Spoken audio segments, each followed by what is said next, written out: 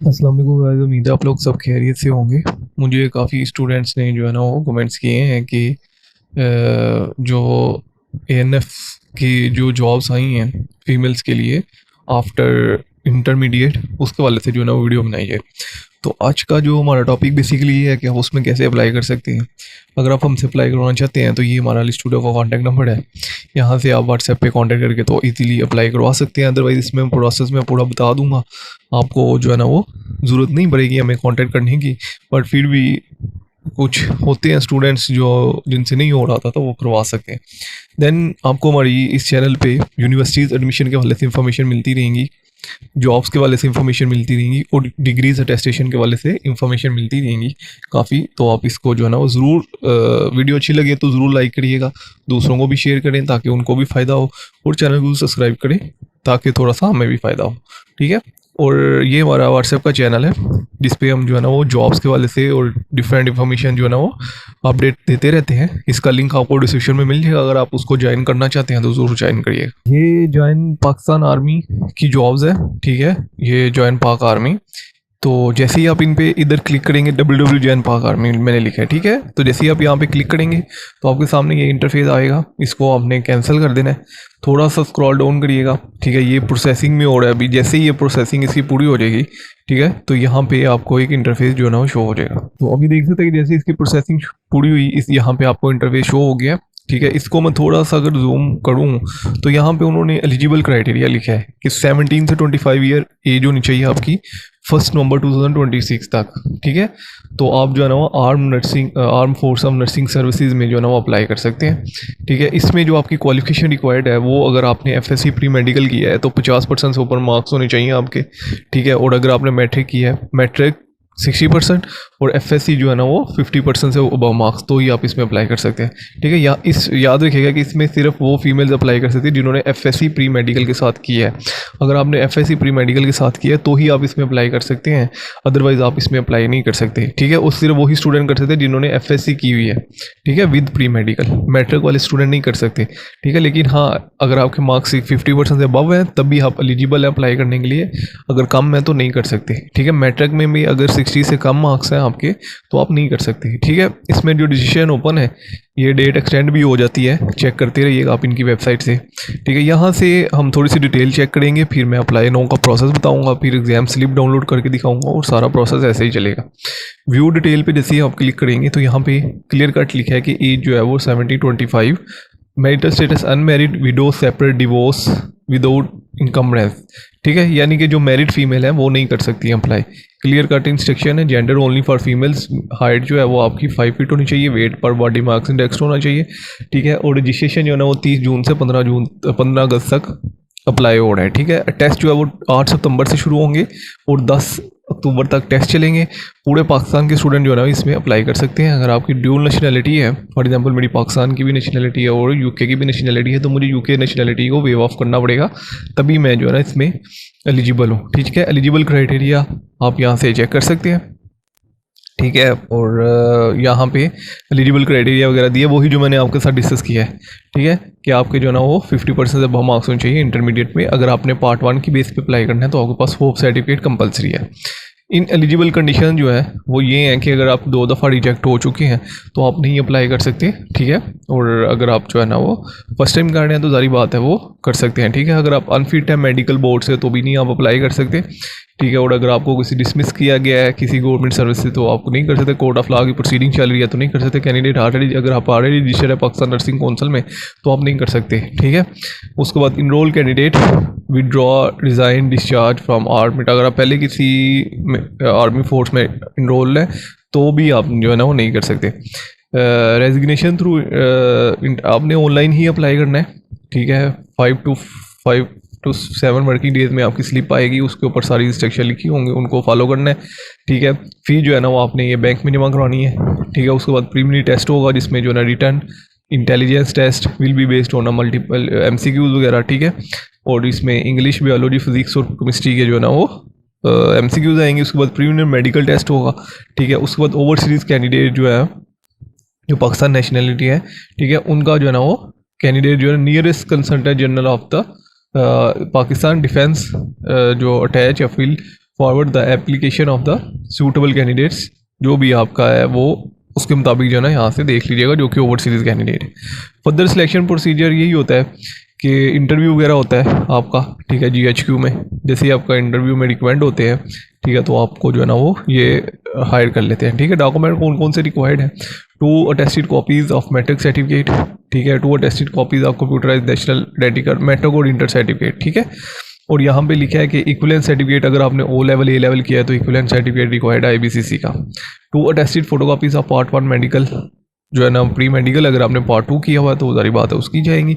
Attested photocopies of photograph, ठीक है। और candidate who have already applied for जो है ना वो क्लियरली पार्ट 2, तो उसकी भी जो है ना 2 कॉपीज़ जाएंगी, ठीक है। एडिशनल इन्फॉर्मेशन जो है ना वो आप यहाँ से देख सकते हैं एक दफ़ा। इसमें एडिशनल इन्फॉर्मेशन ये है कि 4 ईयर की ट्रेनिंग होती है, ठीक है। उसके बाद में आपने कम से कम 10 साल आर्मी में सर्व करना होता है, ठीक है। यहाँ पे टोटल 14 साल बनते हैं यहाँ पे। 14 साल आपको आर्मी कहीं जाने नहीं देती, ये याद रखिएगा, ठीक है। बहुत सी फीमेल जो है ना वो ले तो लेती हैं लेकिन बाद में मसला होता है उनके लिए, तो ये याद रखिएगा कि 14 साल तक आप आर्मी को नहीं छोड़ सकते, ठीक है। बाद में आप मैरिज, जब आपकी शादी हो जाती है तो बहुत से इश्यूज़ बनते हैं। ये थोड़ा सा इस वजह से ध्यान से जो है ना वो जो भी विलिंग है वो ध्यान से करिएगा इसको, ठीक है। डिक्लेरेशन फॉर्म ये आपसे डाउनलोड कर सकते हैं, ठीक है। और उसको ये डिक्लेरेशन फॉर्म यहीं से, ये डिक्लेरेशन फॉर्म है, ठीक है, जो कि आपने जब आप सेलेक्ट वगैरह होते हैं तो आपने जो है ना वो डिक्लेयर करना होता है, ठीक है, कि मैं जो है ना वो आर्मी को नहीं छोड़ूंगी 10 साल सर्विस से पहले, ठीक है। उसके बाद जब आप छोड़ते हैं तो फिर आपके अगेंस्ट लीगल प्रोसीडिंग होती हैं, ठीक है। मैंने 1-2 फीमेल्स को देखा है कि उनके अगेंस्ट जो है ना लीगल प्रोसीडिंग इनिशिएट हुई है क्योंकि वो नहीं सर्वाइव कर पाई ना आफ्टर मैरिज, तो ये थोड़ा सा जो है ना वो देखिएगा, ठीक है। उसके बाद आपने मेन इनके इंटरफेस पे चले जाना है, उसके बाद ये मेन इंटरफेस पे चले जाना है आपने, ठीक है। यहीं से आपने इनकी ऑनलाइन वेबसाइट पे अप्लाई करना है, यहीं से आपने इनकी ऑनलाइन वेबसाइट पे अप्लाई करना है। यहाँ पे अप्लाई नो का लिखा हुआ है, जैसे ही मैं यहाँ पे क्लिक करता हूँ तो मेरे सामने ये एक इंटरफेस जो है ना वो ओपन हो जाएगा, ठीक है। अब ये इंटरफेस आप देख सकते हैं, ठीक है। यहाँ तक ये ग्रीन लाइट जो है वो यहाँ तक फिल होगी, तभी जो है ना वो आपका सारा प्रोसेस कंप्लीट होगा, ठीक है। यहाँ से आपने डिसिप्लिन, जारी बात है। उसके बाद सेंटर आपने मेरा तो रावलपिंडी, जो भी करीब आपको पड़ता है वो आप सिलेक्ट कर लीजिएगा। नेम यहाँ पे लिख लीजिएगा। डेट ऑफ बर्थ आप यहाँ से सिलेक्ट करेंगे अपनी, ठीक है। जो भी आपकी डेट ऑफ बर्थ बनती है वो यहाँ से आप सिलेक्ट कर लीजिएगा, ठीक है। उसके बाद अगर हम इसको ऐड कर लें एक दफ़ा तो हम क्या करें, तो अपना जो है ना बेफाम नंबर लिखें, वो ही आपका इन फ्यूचर CNIC होगा, ठीक है। यहाँ पे अपनी टंग लिखनी है। Gender only for females.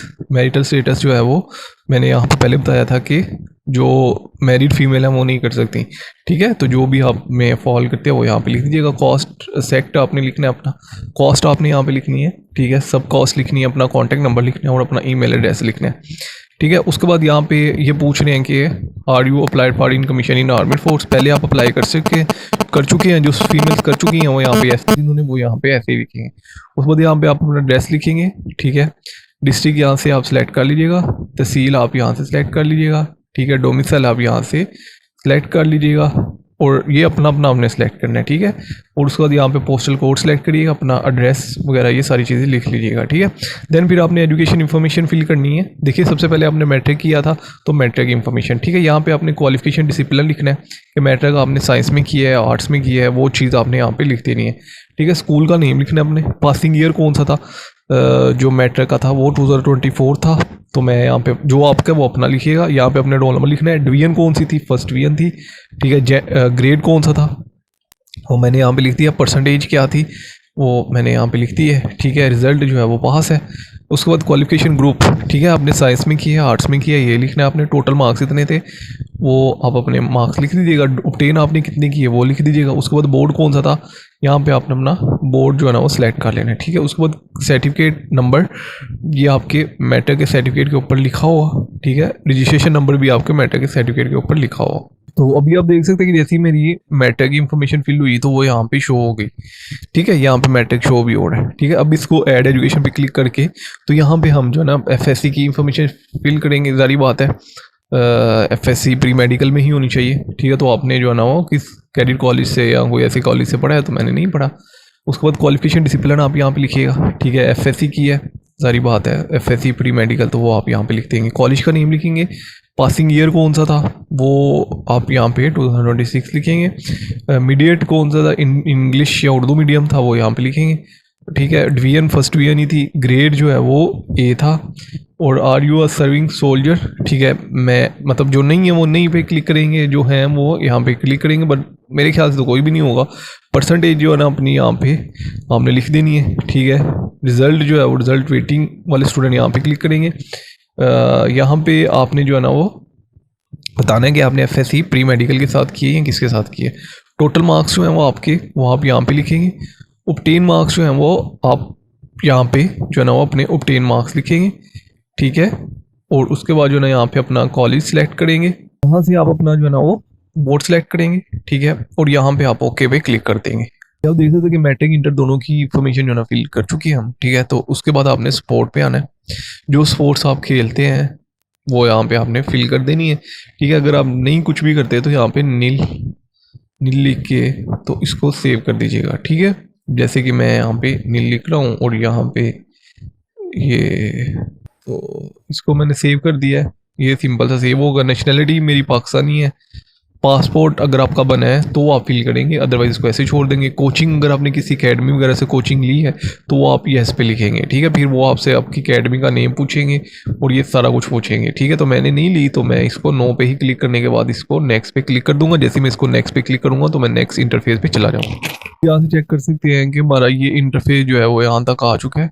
Family information आपने यहाँ पे लिखनी है, फादर का नेम, फादर का CNIC, ठीक है। फादर प्रोफेशन क्या जो है ना जो आप करते हैं वो यहाँ पे आप लिख दीजिएगा, ठीक है। प्रोफेशन उनका लिखना है, ठीक है। एजुकेशन क्या है वो आपने यहाँ पे अपने फादर की एजुकेशन लिख दी है, और उसके बाद उनकी इनकम जो है ना वो जो भी है वो आप यहाँ पे लिख दीजिएगा। उनकी डेट ऑफ बर्थ, और फादर जिंदा है या मतलब डेथ हो चुकी है, ठीक है, या शहीद हो चुके हैं तो वो लिख दीजिएगा, ठीक है।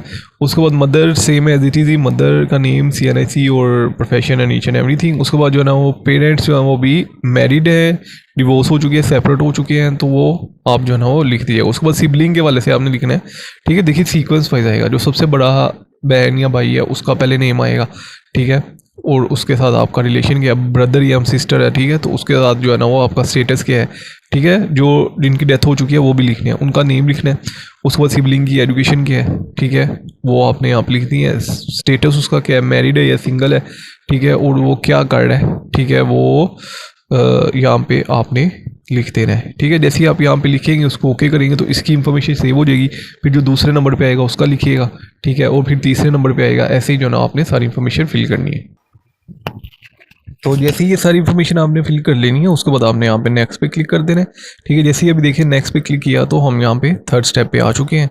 यहाँ से आपको वो पूछ रहे हैं कि where you brought up your parents, आप अपने पेरेंट्स, आपकी परवरिश आपके पेरेंट्स ने ही की है, या आपने हॉस्टल वगैरह में, कुछ स्टूडेंट ऐसे होते हैं जो हॉस्टल में ज़िंदगी गुजारते हैं, ठीक है, या बोर्डिंग हाउस में जो भी है। तो मैं मेरे चूँकि पेरेंट्स ने किया तो मैं यहाँ पे वही लिखूँगा, ठीक है। फैमिली इनकम आप अपनी लिख दीजिएगा जो भी है, ठीक है। अदर सोर्सेज ऑफ इनकम और टोटल जो है ना वो इनकम आपने यहाँ से सेलेक्ट कर लेनी है। उसके बाद जो है ना आपकी जो भी प्रॉपर्टी है आपके नाम पे, या आपके घर या हाउस, शॉप, लैंड जो भी है उसकी इन्फॉर्मेशन आपने यहाँ पे देनी है, ठीक है। रेजिडेंशियल है, कमर्शियल है, एग्रीकल्चर है, वो आप यहाँ पे लिख दीजिए। उसका एरिया क्या है, और जो है ना वो एरिया फॉर एग्जांपल मैं लिख देता हूँ जी 1 कनाल है, ठीक है। तो यहाँ पे मैंने 1 कनाल लिख दिया। उसके बाद जो है ना वो ओन ने खुद रखी है या लीज पे दी है या रेंट की है, तो रेंट की है तो वो यहाँ पे लिख दीजिएगा, ठीक है। उसके बाद आर्म फोर्स ट्रेनिंग हिस्ट्री, क्या आप जो है ना पहले पाकिस्तान आर्मी में कर चुके हैं, नहीं कर चुकी है तो मैं इसको नहीं पे लिखूँगा, ठीक है। हिस्ट्री एज अ सोल्जर ये भी नहीं है तो नहीं है, ठीक है। तो सर्विस कर चुके हैं आप जानबाज फोर्स में, नहीं कर चुके, ठीक है। एम्प्लॉयमेंट, सिविल एम्प्लॉयमेंट डिटेल अगर आपकी कोई है तो वो आप लिखिएगा, ठीक है। अदरवाइज़ इसको जो है ना वो नील, और इस पे नहीं, इसमें इसको मैं इस वजह से नहीं फिल कर रहा क्योंकि ज़्यादातर जो स्टूडेंट्स हैं वो इस बैकग्राउंड से नहीं है, ठीक है। तो ये बेसिकली जो भी है, जो होगा फिर वो इसको फिल कर लेगा, उनको इन चीज़ों का पता होता है, ठीक है। तो इसको हमने नेक्स्ट पे क्लिक कर दिया। अब यहाँ पे देखेंगे हम नेक्स्ट पे आ चुके हैं। क्या आप गवर्नमेंट से कोई स्टिपेंड वगैरह ले रहे हैं जो, या फर्म से जो ले रहे हैं वो येस पे क्लिक करेंगे। मैं नहीं ले रहा तो मैं इसको रहने दें।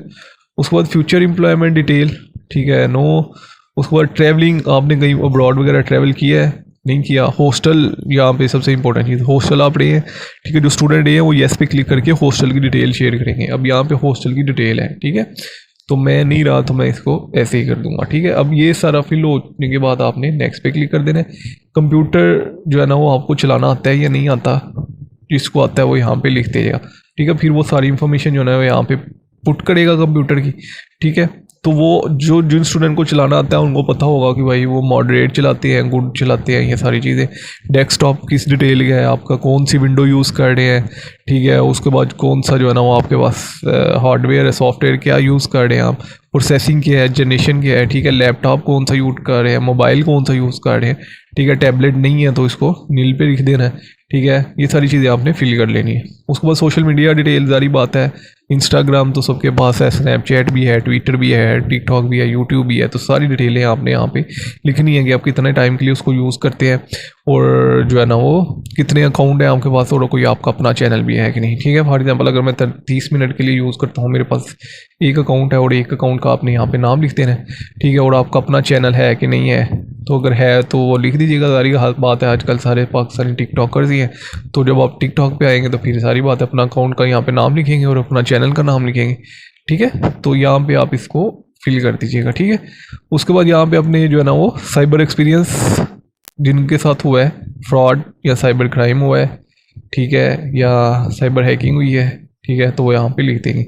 उसके बाद मेडिकल डिटेल लिखिएगा कि आप कहीं मेडिकल जो है ना वो ट्रीटमेंट तो नहीं करवाते रहे, तो मेरा नहीं है तो मैं इसको नील पे क्लिक कर दूंगा, ठीक है।